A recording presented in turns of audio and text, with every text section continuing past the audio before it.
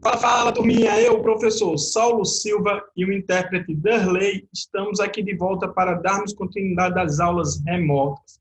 Espero que todos estejam bem. Estamos na nossa nona aula teórica e vamos pensar um pouquinho. Hoje estamos vendo o conteúdo esporte e vamos fazer a correção coletiva das atividades, ver se o que vocês responderam está correto ou não. Então, pega o caderno, lápis e borracha e vamos fazer a correção coletiva. Mas antes, só uma explicaçãozinha. Eu vou colocar várias respostas no mesmo slide. E aí, quando eu for passar, eu digo para vocês pausarem o vídeo, certo? Porque dessa forma vocês vão fazer a correção rapidinho e acaba logo com a correção. Tranquilo? Então, vamos lá. Pegou caderno, lápis e borracha? A atividade é sobre a cultura corporal do esporte, primeira atividade. E a pergunta é: quais são os períodos históricos da humanidade? E aí, achou? Beleza? Então vamos continuar. Quais são os períodos históricos da humanidade, né? Nós temos a pré-história, idade antiga, idade média e idade moderna, né? Segundo o estudioso Manuel Tubino, o que significa o termo, palavra esporte, né? Explica os passatempos dos marinheiros que envolvia habilidades físicas. Terceiro, na Idade Média, é marcada por quais características, né? A agricultura feudal, as grandes navegações marítimas e o crescimento do comércio. Quarto, o que aconteceu que mudou radicalmente o modo de vida das pessoas, né? A criação das máquinas, que essa criação fez com que as pessoas migrassem do campo para morar nas cidades. E aí a gente tem a passagem da Idade Média para a Idade Moderna, que a gente vive hoje.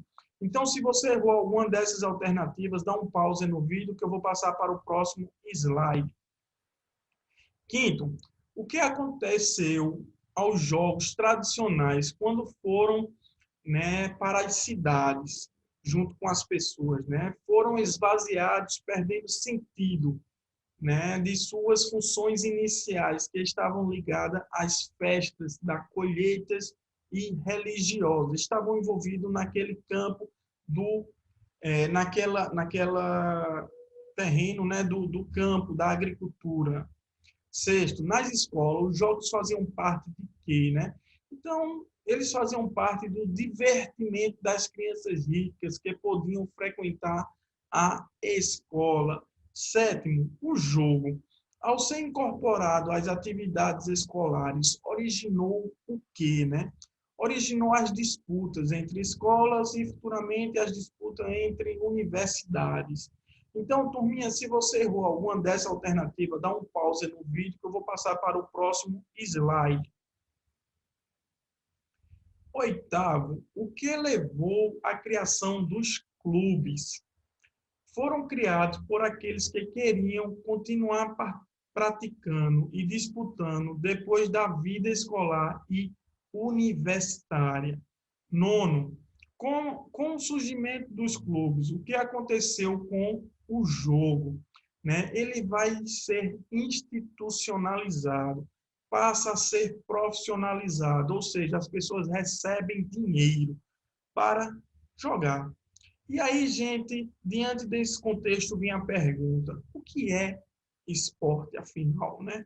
Então, esporte nada mais é do que o jogo profissionalizado, ou seja, as pessoas recebem dinheiro para fazer essa atividade física, muito bacana, né? Então, turminha, se você errou alguma dessas alternativas, dá um pause no vídeo que eu vou passar para o próximo slide. Próxima atividade, os jogos na antiguidade, né? E aí a primeira pergunta é: qual era o sentido dos jogos da antiguidade? Tinha um sentido religioso e militar. Segundo, quais jogos faziam parte dos jogos pan-helênicos, né? Nós temos os jogos olímpicos, os jogos píticos, os jogos istmos e os jogos nemeus. todos esses faziam parte de um grupo de competições, né? O que eram os Jogos Heranos, né? Eram jogos dedicados à deusa Hera, onde só as mulheres podiam participar. Quarto, o que eram os jogos fúnebres, né? Eram jogos disputados para homenagear uma pessoa importante que acabou de morrer.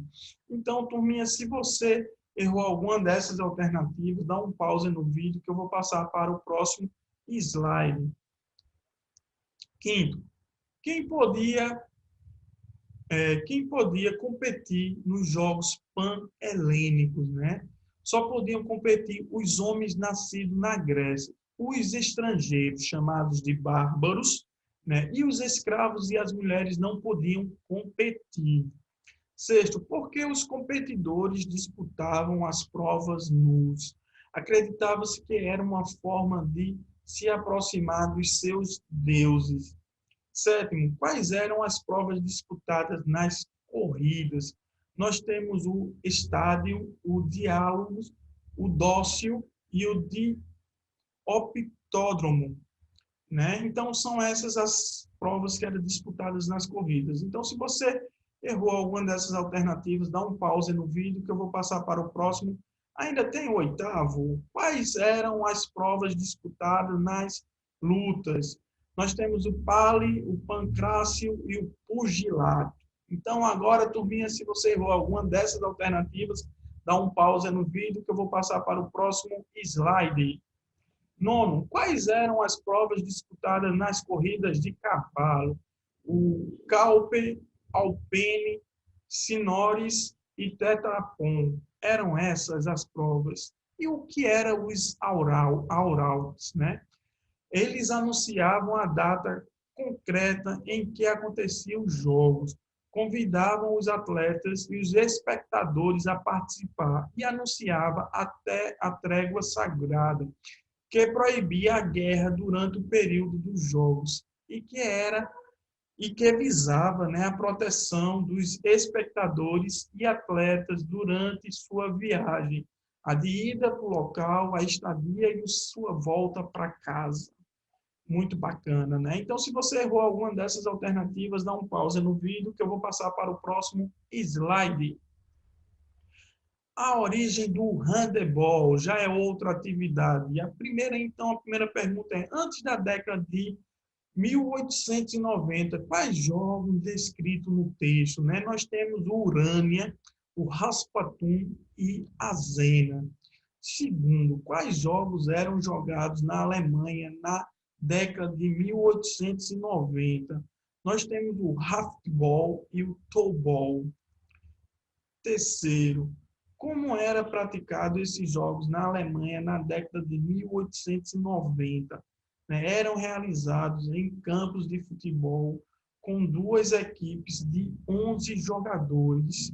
Então, se você errou alguma dessas alternativas, dá um pause no vídeo que eu vou passar para o próximo slide. Quarto, o handebol surgiu praticamente de qual jogo? Do tollball. Quinto, o que significa a palavra handebol? Hand, mão, ball, bola. Então, bola com a mão.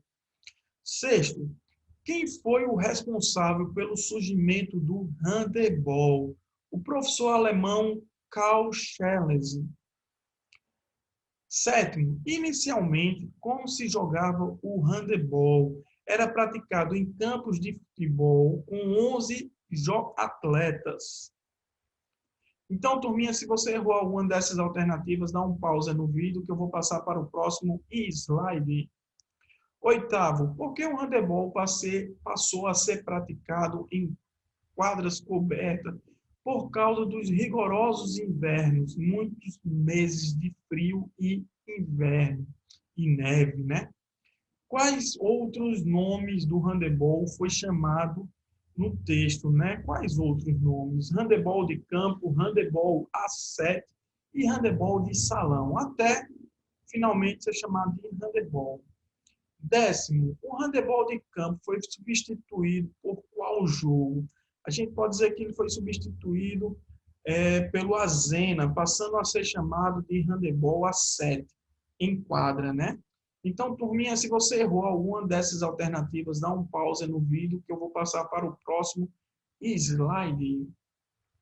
Desenvolvimento do jogo do handebol. Primeiro, quando um gol é marcado, né? Quando a bola ultrapassa totalmente a linha do gol. Segundo, com relação ao goleiro que está na sua área, no momento do jogo, ele pode fazer o quê, né? Ele pode defender com qualquer parte do corpo, né? Deslocar-se segurando uma bola e jogar a bola para um jogador de linha em 4 segundos. Também pode sair da sua área sem estar segurando a bola, né, para participar do jogo como um jogador de linha. Então, se você errou alguma dessas alternativas, dá um pause no vídeo que eu vou passar para o próximo slide. Terceiro, quando os jogadores podem ser substituídos no jogo, né? A qualquer momento e quantas vezes quiser. Quarto, quais são os tamanhos da bola de handebol, né? H1, H2 e H3. Quando acontece um lateral, acontece quando a bola sai pela linha lateral ou quando a bola sai pela linha de fundo após ser tocada por um jogador de defesa. Sexto, quando acontece um tiro de... Não é tiro de canto, gente, é um erro. Então, corrija aí, é tiro de meta. Né? Então, quando a bola bate no goleiro e sai pela linha de fundo, é cobrado tiro de meta e a bola fica de posse do goleiro. Não é como no futebol, que o goleiro defende e vai ser escanteio. Então, é tiro de meta, a bola fica de posse do goleiro. Se você errou alguma dessas alternativas, dá um pausa no vídeo que eu vou passar para o próximo slide. Sétimo, quando acontece uma falta, a falta acontece quando? Empurro, bato, seguro, derrubo, tiro a bola da mão do jogador, se o jogador estiver segurando a bola, né? Entro na área do goleiro, que não é permitido, ou quando a bola bate abaixo do joelho. Oitavo, quando acontece uns 7 metros. Acontece quando um jogador perde uma clara ocasião de fazer um gol por ter sofrido uma falta. Nono, quais são as linhas da quadra do handebol? Então, nós temos linha de fundo, linha lateral, linha central, linha dos 4 metros, linha dos 7 metros e linha dos 9 metros. Tranquilo? Muito, muito, muito fácil. Décimo, quais são as zonas, ou seja, quais são as áreas da quadra de handebol? Nós temos a área do goleiro e a zona de jogo, a área de jogo que é toda a quadra. Tranquilo, turminha? Então, turminha, se você errou alguma dessas alternativas, dá um pause no vídeo que eu vou passar para o próximo slide. E chegamos ao final da nossa aula. Espero que vocês tenham gostado. Fica aqui o meu forte abraço e até a próxima. Tchau, tchau.